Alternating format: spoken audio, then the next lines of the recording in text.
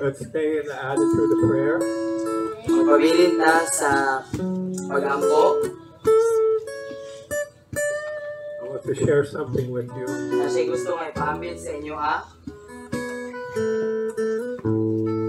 Our official stance in this ministry ang ato ang opisyal nga baruganan, ang atong opisyal nga pagbarug diini nga buluhaton. on vote buying. May tungod sa pagpalit sa atong mga boto or may tungod sa pagdawat o kwarta gikan isip nga suborno para sa atong mga boto. We're still going to pray. Pagkamadayon gihapon ta sa pag-ampo. This is printed right off the Comelec website. So kini yung gihawiran karon nga papel kay iyaaning giprint gikan mismo sa website sa Comelec. And this says vote buying is a crime. O gikan mismo sa Comelec, sila ang nagtakda, sila ang gaingon nga ang pagdawat og suborno o ang pagdawat og salapi gikan sa mga nanglansar kay usa ka krimen. So, giving money to people for a vote is a criminal offense. It's against the law in the Philippines. So bot pasabot natay balaod nga ang paghatag og salapi para sa boto sa usa ka botante kay usa ka krimen o aduna ka na silot sumala sa atong balaod.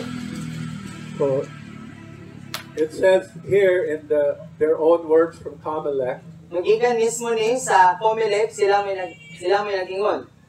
the election offense of vote selling is committed when the following elements are present. So ang sala sa pagbaligya sa imong boto kay mahitabo sa diha nga kini nga mga elemento anaa.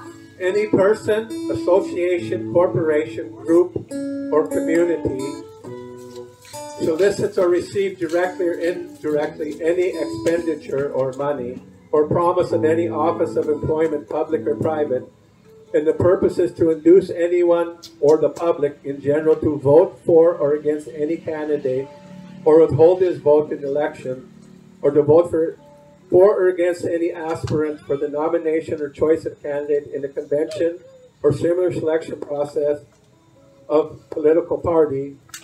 Also considered as an element of such crime is the payment of permit to win and permit to campaign. So muni ang definition sa vote buying or vote selling ang pagbaligya sa ato ang boto. So muni ang iyang kondisyon, muni ang Comelec mismo nagingon. So vote selling or itawag na siya nga imong gibaligya ang imong boto kung ingani ang hitabo.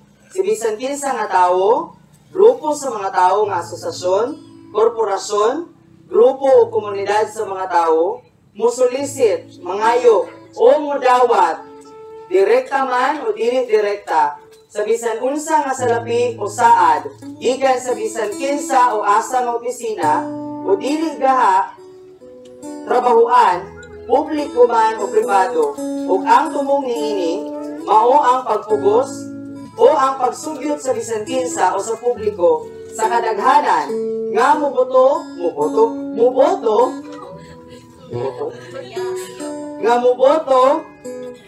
para o batok sa bisan kinsang kandidato o dili ka para nga mapugnan ang usa ka tawo nga mobotar sa eleksyon o dili ka para nga mobotar alang o batok sa usa ka nominado o sa usa ka gipili nimo nga kandidato sa usa ka konbensyon o sa mao nga proseso sa pagpili sa usa ka politikal nga partido. Ikonsidera sa mga elemento sa mao nga krimen mao ang pagbayad sa permiso nga makadaog kung pasabot ka ng lutuon nila kasi madaog o ang permiso sa pagkampanya. Kaya namin nga na diya, nga namin ito ang mubayad kay para direct. Kung bayaran nimo ang usa ka lugar kay para dili sila makakampanya direct. So vote selling ya kung tawag na. Kung ditan ang pikas ka partido magkampanya direct. Or bayaran mo, tangtangan na nila mga tarpulin. Bayaran mo na mo. Nana. Okay, so we don't condemn anybody. Mohon pa sa buting soon, wala tayo ginakondenar nga bisan kinsa. We don't condemn anyone, Wala tayo ginakondenar nga bisan kinsa igsoon. but we have to understand the truth. Apan kinahanglan nga masabtan nato ang kamatuoran. I know that many Christians get pressure from their families to do vote buying because they want the money. O kabalo sa, nga daghang pamilya, daghan nato diri nga ang atong pamilya, nagaduot nato nga modawat og kwarta sa suborno para makasalapi, para makakwarta ta. And we understand that. O nasabtan nato na. Nasabtan nato ang pagduot. But as Christians, we must understand that sinning is not free. Apan igsuon kung ikaw Kristohano na ka, kinahanglan nga masabtan nato nga kung magpakasala man ganita dili na libre, dili bot pasabot nga kung makasala ta wala na siya bayad, walay consequence, walay silot. There's a heavy price to pay for involving yourself in bribery. Kinahanglan nga masabtan nato igsuon nga kung ato ganing ilambigit ang atong kaugalingon sa pagdawat og mga salapi, no, sa pagdawat og suborno, sa pagbaligya sa ato ang mga boto, kay aduna gay bugat nga kantidad, bugat nga bili, nga atong babaryan, nga atong bayran sa atong kinabuhi. Accepting bribery for votes is a sin. No, ang pagdawat og suborno igsoon, ang pagdawat og kwarta, bisag unsa pa na siya, kwarta man na or butang, no, para sa boto, mabaylo ang boto sala gyud na. It's against the law, number one. No, batok na siya sa balaod, una sa tanan.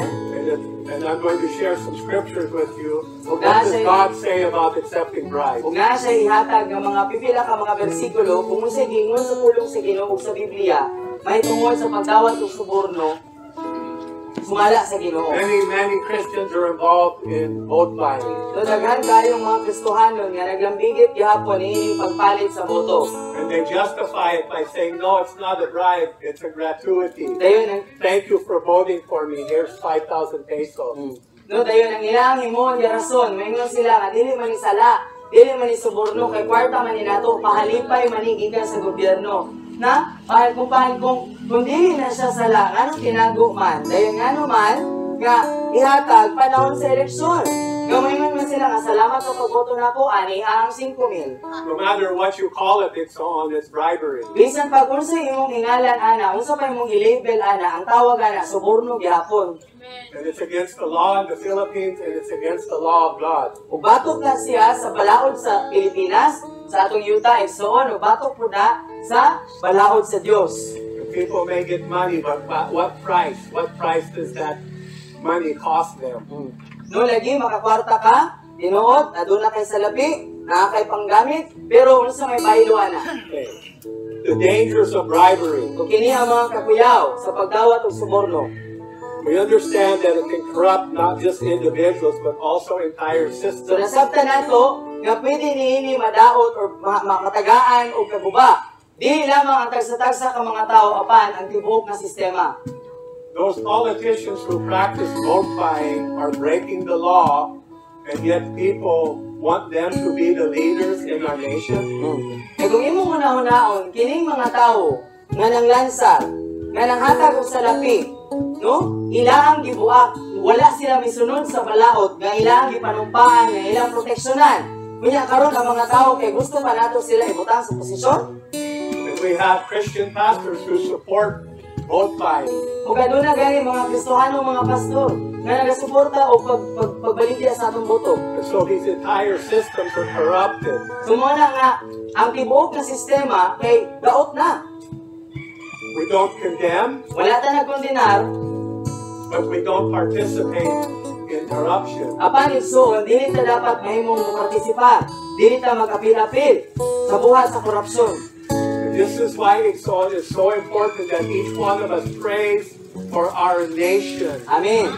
Ug mao kini ang rason igsoon ngano nga ang matag usa kanato importante kaayo nga nagampong ta para sa ato ang nasod. I need somebody to cover a half an hour of prayer in a 24-hour period that's not covered. One of you who's not praying, you're not involved in our 24-hour prayer, I'm asking you please to take this half an hour. What is it? 3:30 to 4?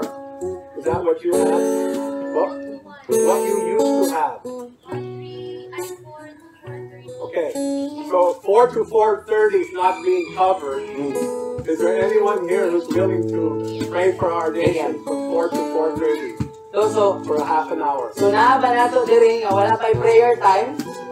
Willing mo nga mudawat sa 4 a.m. hangtod sa 4:30 a.m. nga oras para magampo para sa atong nasod. Kung wala pa mo yung schedule. Many people are covering the other 23 and a half hours. They need someone to cover that last half hour. Kaya nga ba, kanang ubay-ubay nato diri nanatay kanang oras nga ato ang gihawiran or gikumitan nga ato ang magamputan ng orasa na kinahanglan ta atong kinahanglan pa ta og kinsa mag-pray sa 4 hangtod sa 4:30 sa buntag. Is anybody here willing to cover that time? Aba diri nga willing mo nga muampo anang orasa. Oo or no? Oo. Wala.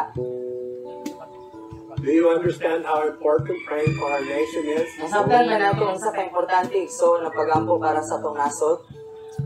I'm not trying to make anyone feel guilty, but Jesus said you cannot pray for 1 hour.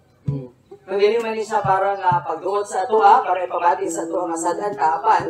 Diba si Jesus mismo namutana sa iyong mga tanan, dili pa ninyo kaya nga magampo bisag isa ka oras lang. Most of the rest of the family is covering the other time. Ang kadaghanan sa ato ang uban, sa kadaghanan nato nga diri nga family, pinagampo na sa mga oras. So we're asking you, if you're not praying anytime, sacrifice your time for this nation for 1 half hour a day. Mao nga, Please. mao nga naghangyo ni nga kung ikaw wala pa kay commute ng oras para sa pagampo para sa atong nasod sa Pilipinas igsoon. So naghangyo ni nga mo sakripisyo ka sa bisan 30 ka minutos lang sa imong adlaw 4 to 4:30 para magampo ang orasa. To pray for our nation, pray for our leaders, Magampo. pray for our politicians, Magampo. pray for our colleges, pray for our military, pray for Amen. our police, Amen. pray for our people Amen. in the nation of the Philippines. Atong iampo igsoon ang atong gobyerno, atong iampo atong mga pangulo, ang atong mga eskwelahan, ang atong mga kapulisan, ang mga katawan nga naa sa ilang uniforme, nga naa sa gobyerno nagtrabaho igsoon, iampo nato ang atong katawan. Amen. Bribery leads us away from righteousness and often puts us at odds with God's will. No, so ang pagdawat og suborno kay magdala nato palayo gikan sa pagkamatarong ug kasagaran. Say what I say. Okay. Ug kasagaran kay malayo ta gikan sa kabubuton sa Dios. You're good at it.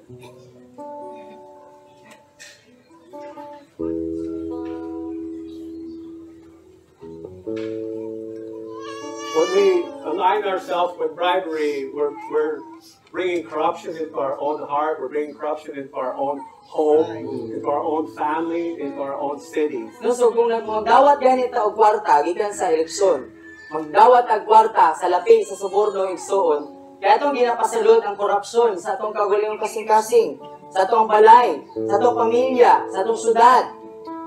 When we allow the allure of quick gains to guide our decisions, we can easily stray from the teachings of the scriptures, No, of the Bible. kung atong tugutan ang mga pagbira, paggani sa mga maayo nga mga offer kunuhay, kay kasagaran ang mahitabo, musimang tagikan sa kung unsa ang kamatuoran o unsa ang tinuod, unsa ang maayo.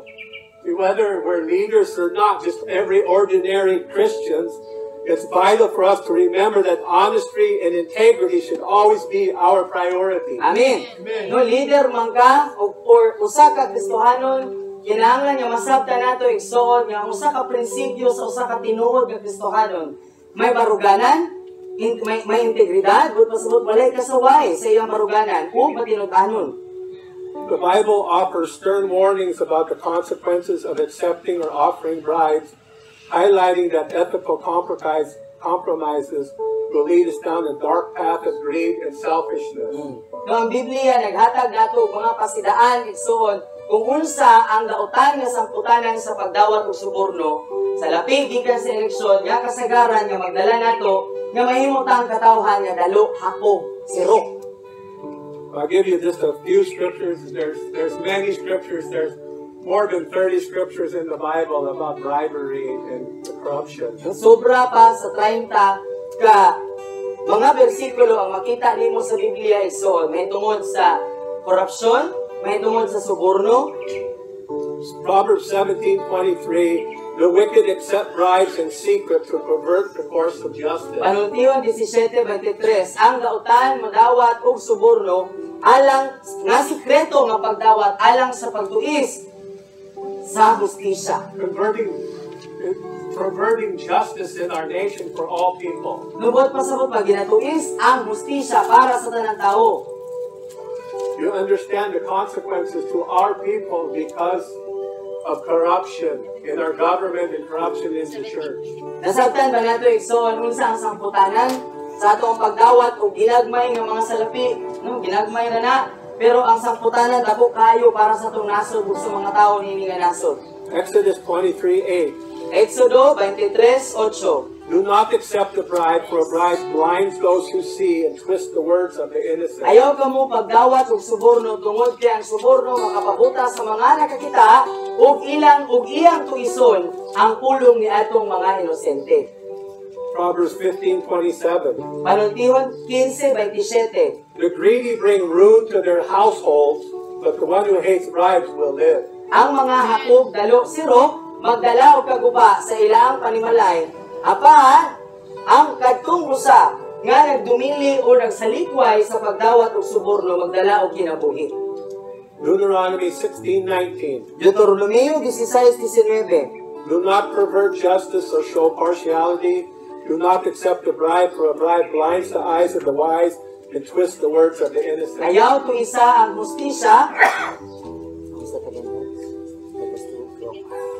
Ayaw to isa ang hustisya ug ayaw pagpakita og pagpanglimbong. Ayaw dawata ang suborno tungod kay ang suborno makapabuta sa mata sa mga makakita ug mutuis sa mga pulong sa inosente. And there's many other scriptures. You can look them up for yourself. No, daghan pa kayong mga bersikulo igsoon, pwede ikaw mismo mangita para sa imong kaugalingon. So we want you to know where this ministry stands. Mao nga gusto nato ipahibalo sa tanan, yung unsay baruganan nato isip ka buluhaton. Mo ni atong baruganan isip ka ministry, dili ta mudawat og suborno. And again, I'm pleading with you, please, somebody take this half hour of prayer from 4 to 4:30. Ug sa magkausa, Ask the Lord, is this what I should do? tama ka And usa, obey Him. sa magkausa nagahangyo siya, nagahangyo mi. Nga kung ikaw wala pa kay oras sa pag-ampo or bahutan ang Ginoo nga Lord, gusto ka nga ako'y mag-pray anang 4 to 4:30 sa buntag. So the only way we're going to change our nation is through intercession and prayer. Amen. There is no other way. It is not through a politician. It's Right. not through. It's through the church. It's through the body of Christ. Amen. That reformation, transformation will come to our nation. Amen. There is no other way. It's so Yeah. So walay laing nga pamaagi, walay laing pamaagi nga kung ganahan ta nga magdala og kabaguhan ug kausaban ani nga atong nasod igsoon dili politiko ang makapabaguhan ni atong nasod. No walay laing kundi ang Ginoo igsoon mo nang anong importante ang atong mga pagampo. Okay, so let's continue with prayer for a little while. Anybody else want to come up and pray? Please feel free.